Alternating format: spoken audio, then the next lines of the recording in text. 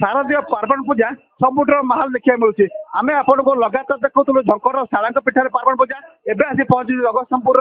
प्रसिद्ध पूर्णउठा कृषकर परम ब्रह्म वैष्णव देवी पाखे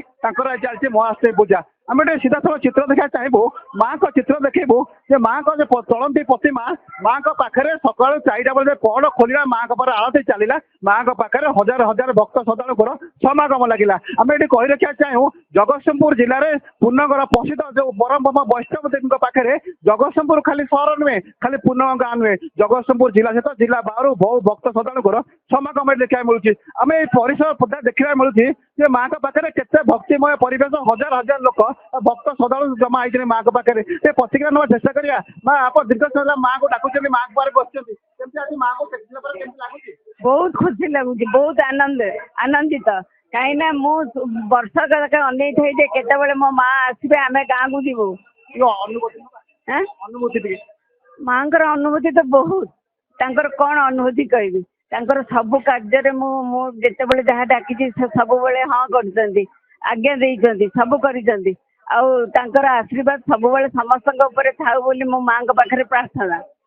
शुणुले माँ होती आद्य शक्ति माँ करुणामयी आम ये कही रखा चाहूँ माँ को अन्य भोग सहित आरिसा पिठा सहित फेणी भोग कराए आम आउ प्रतिज्ञा ना चेषा करवा जो मैंने बस माँ को पाखे माँ आज हूँ माँ को महाअष्टमी पूजा ना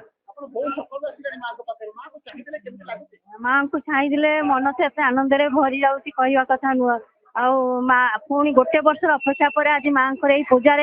आम आज एत खुशी भक्त मान भी माँ जमी सत्य अनै भक्त मान जो आवेग सत्य माँ जमी आवेगे सब किसी से पूरण करमती आम समस्ते आज बहुत आनंदित पृथ्वी आज बहुत आनंदित माँ को पूजा भरपूर दीर्घ प्रत्येक थर माँ को पूजा पूरा लिप्त रही मैडम मैडम आप जो पूजा माँ को पाखे पूरा रोचे पूजा कर माँ को सब जड़ित रोचे माँ को पूजा कला तो बहुत भल लगे खुशी भी लगे से करुच्ची बोले सी भी आमको अनै समस्त को भी अनै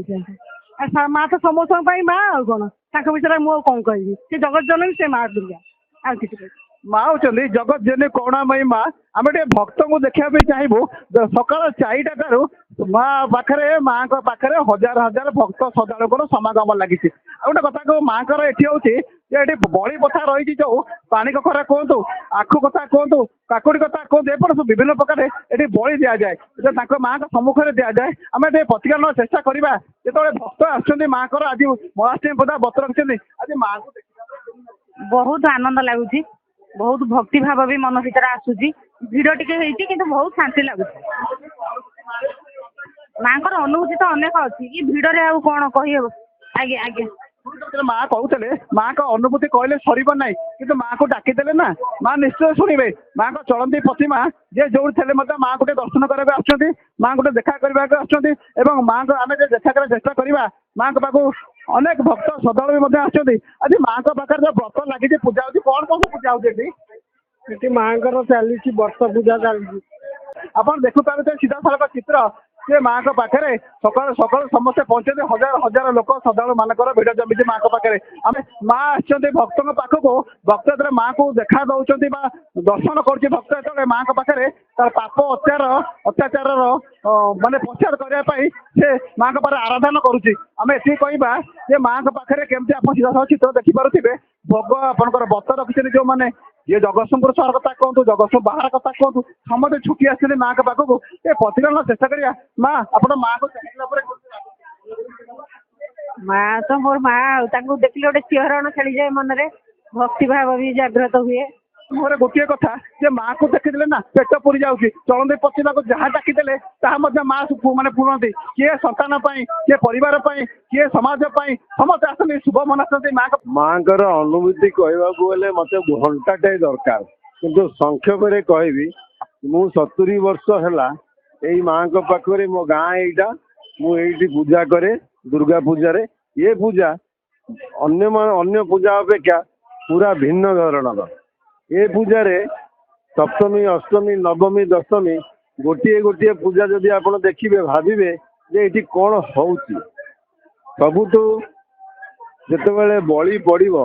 बलि माने आपणकर पानी कखारू आ काकुड़ी जो हणा हे कम से कम 50 लोक मूर्छित हो जाते। सकाल 5टारे मंगल आलती होता माँ महास्नान कले माँ आमर कर्म विधि कर्म जो भोगर ये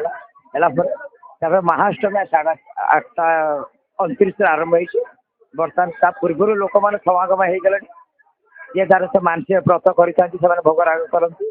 भोगराग कर भक्तर माँ कर जी आसती पढ़ाती 11:30 सुधा सर आलती हे